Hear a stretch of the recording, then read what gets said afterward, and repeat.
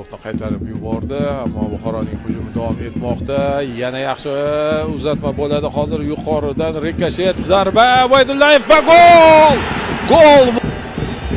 Temur Mamasiddiqov raqib darvozasini ishg'ol etdi. Shahzodbek Ubaydullayev baland sakrab bosh bilan to'pni darvoza tomon yo'llagan edi. Darvozabon Umidjon Hamroyev to'pni qaytardi. Qaytgan to'pni esa bo'lsak Buxoro ikkinchi taym uchun birinchi vazifani uddaladi, ya'ni hisobni tenglashtirish masalasini. Anchagina keskin hujum tashkil etilgan edi. Yo'q, Nemanovga ham yetib bormagan ekan. Himoyachiga tegib to'p yo'nalishini o'zgartirgan. Shahzod Jo'rabekovdan ajoyib uzatma.